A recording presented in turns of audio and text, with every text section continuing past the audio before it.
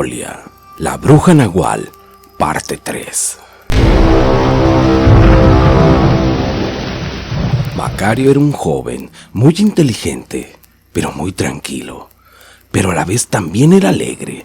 Le gustaba escuchar cosas de Dios y muy a menudo asistía a la iglesia. Él era todo lo contrario a Anatolia. Macario todas las mañanas se levantaba y le daba gracias a Dios por tener vida, y así él, por alguna razón, le enseñaba a sus amigos. Anatolia se había dado cuenta de lo que su hijo Macario era capaz, pues ella siempre estaba cerca de él, convertida en forma de algún animal, el cual lo seguía a todas partes. Macario a su corta edad empezó a despertar la envidia del demonio de Anatolia. Ella no soportaba que su hijo fuera a la iglesia y mucho menos que creyera en Dios. Anatolia, llena de rencor, empezó a hacerle la vida difícil e infeliz, pues le hizo varios hechizos y brujerías. Primero, una plaga acabó con los sembradíos y pérdidas de cosechas. Después le dio una enfermedad desconocida. Y por último, una noche, un extraño animal que parecía un enorme coyote mató el ganado que él cuidaba, así deshaciéndose de ese trabajo que tenía. La salud de Macario no mejoraba. Sin embargo, él seguía adelante, pues creía fielmente en Dios y también sabía que todo lo que su mamá hacía era por orden del demonio del diablo. Pero su fe era tan grande que Dios lo salvaría de todo lo que le estaba pasando.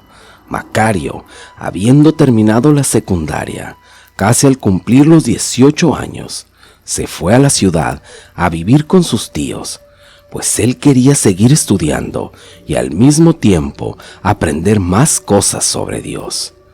Anatolia, enfurecida por lo que Macario había hecho, lo maldijo, y ella dijo que nunca lo perdonaría. Macario no podía dejar que su mamá siguiera así, haciendo pactos con el diablo, pues en el pueblo empezaban a hacerse más frecuentes estos hechos, que eran muy extraños. También se escuchaban testimonios de blasfemia y maldición. Esto ponía al pueblo de nervios, pues decían que Anatolia era la causante de todo.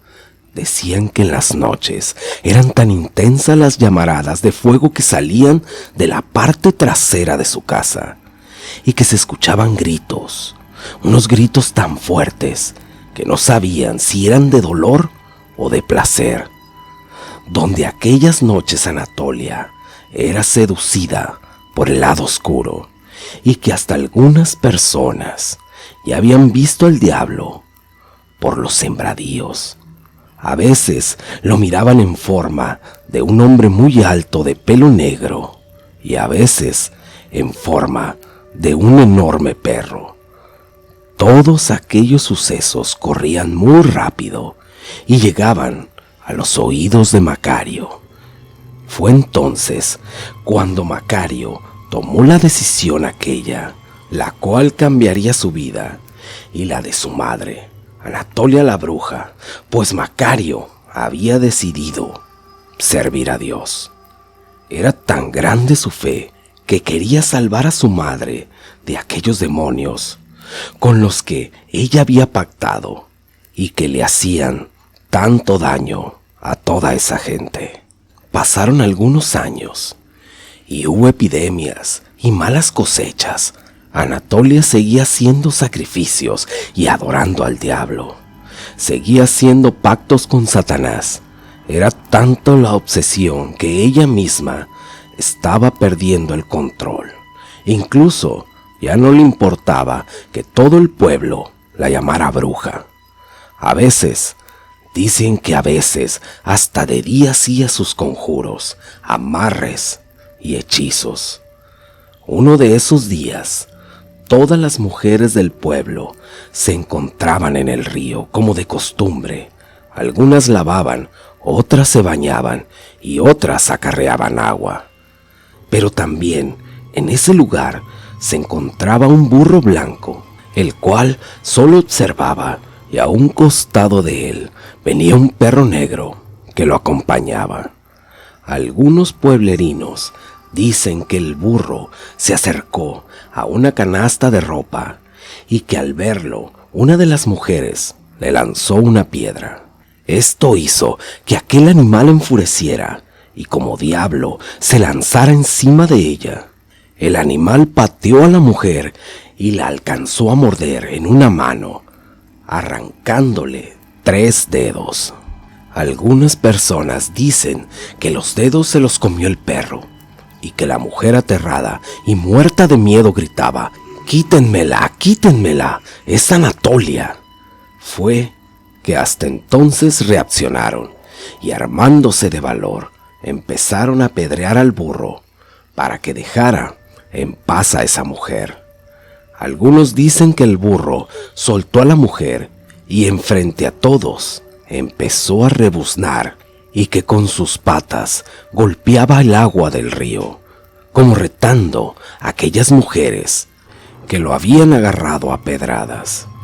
Pero lo que no sabían esas mujeres es que Anatolia estaba realizando uno más de sus trabajos como bruja, ya que una de esas mismas mujeres del pueblo había pagado para vengarse de esa mujer a la que había mordido el burro, ya que recientemente había encontrado a su marido acostándose con ella.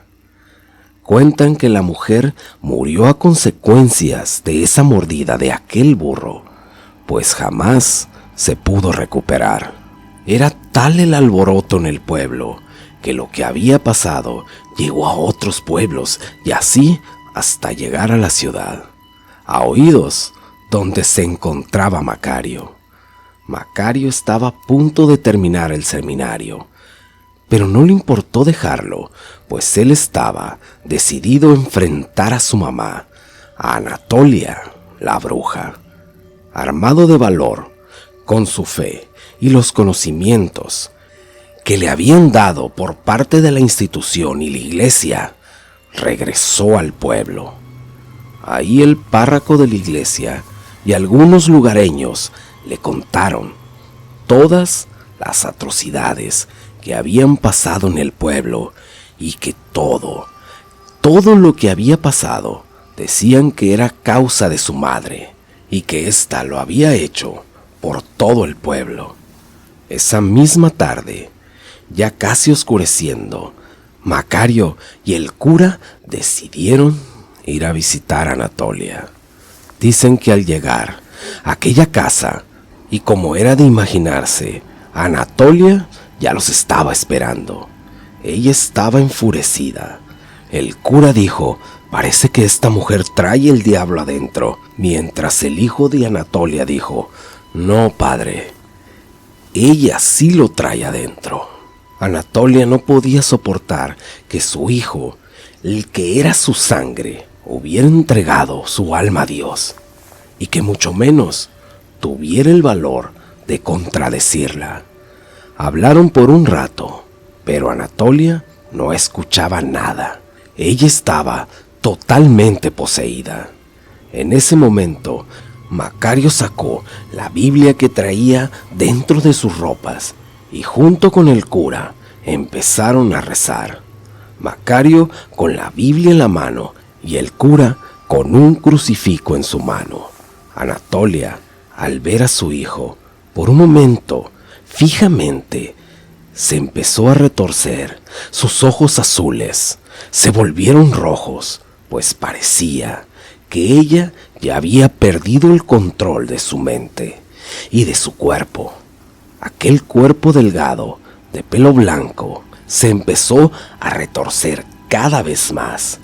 Cada vez que escuchaba una palabra de aquel libro, esta se ponía mucho peor, pues se empezó a tomar formas diferentes. De repente, el cielo se empezó a cerrar. El viento soplaba con tanta fuerza que las puertas y ventanas de aquella vieja casa se azotaban una y otra vez. Las pocas velas que estaban en el piso se apagaron. Dicen que empezó a caer una tormenta con muchos rayos y relámpagos. Todos estos eran ensordecedores. Cada vez que caía un rayo, el suelo temblaba. De la tierra empezaron a salir cientos de gusanos. La gente del pueblo pensó que este era el fin del mundo. La batalla entre la bruja y su hijo había empezado. Así pasaron casi toda la noche y ninguno se daba por vencido.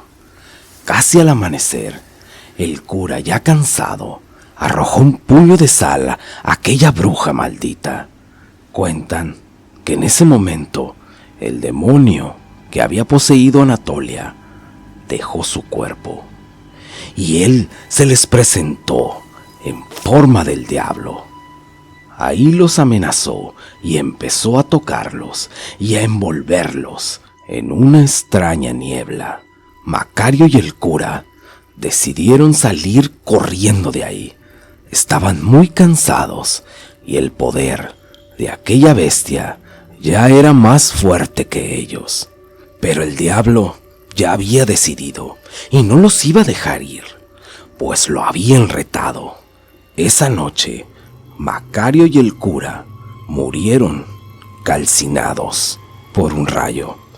Al día siguiente se corrió la voz en el pueblo, pues un campesino encontró los cuerpos y estos solo fueron reconocidos por partes que quedó de la ropa y un crucifijo quemado. Algunas mujeres fueron a la casa de Anatolia a buscarla, porque en el pueblo no se sabía qué había pasado en realidad. Ahí estaba Anatolia, pálida, con la cara desencajada y en los puros huesos. Aún estaba muy cansada por lo que había pasado la noche anterior. Las mujeres le dijeron que Macario había muerto y que habían encontrado el cuerpo del cura y Macario y que un rayo los había matado, que sus restos los iban a velar allá en la iglesia. Lógicamente Anatolia sabía lo que en realidad había pasado y con una voz baja y muy temblorosa les dijo: váyanse, yo no iré al funeral de mi hijo. Mi pacto con el diablo quedó saldado. Esa tarde, toda la gente del pueblo asistió a la iglesia, aunque no estuviera el cura. Ahí llevaron los restos de lo que había quedado de Macario y el cura. Dice la gente del pueblo que en la puerta de la iglesia se paró un perro blanco. Caminó lentamente y se postró debajo del ataúd de Macario. La gente trató de sacarlo, le echaban agua, le pegaban con un palo, pero el perro no se movía nada, ni nadie lo iba a mover de ahí. El perro, dicen que tenía los ojos azules. En el entierro, la mayoría del pueblo ya platicaban que Anatolia había sacrificado a su propio hijo. Así la noticia corrió de pueblo en pueblo hasta llegar a los oídos de aquel hombre que la visitó algún día, a la bruja Anatolia, el cual había ayudado alguna vez en sus negocios. Ese hombre era Juan, aquel hombre que le había dado la semilla de la fertilidad. En una noche, el hombre se llenó de furia, porque aunque nunca había conocido a su hijo, él llevaba su sangre y se sentía culpable en parte. Y es así como ese día aquel hombre juró tomar venganza y comenzar una cacería que terminaría en un hecho trágico.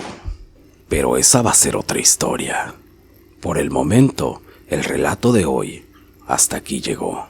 No sin antes mandar saludos para Jorgito, Geraldine, Bianca y Monse, Noemí González y su hija Andrea, Julián Rocha y su prima María, así como a su mamá Isabel, Rodrigo Sandoval de California, Alex y su papá Andrés y su mamá Cecilia y todos sus hermanos, Fénix G y su hijo Víctor, Daniel Maqueda, Carlos Ramírez, Alberto Cruz de Bolivia, Peter 744, Anthony Rodríguez, César Domínguez y su madre Laura Domínguez, así como también a Viana Domínguez, Teresa Barón y su abuelita, Felipe Silva, Teresa Rodríguez y saludo de Vicente para Catalina Pastor de California. Y ahora sí, muchas gracias y hasta la próxima.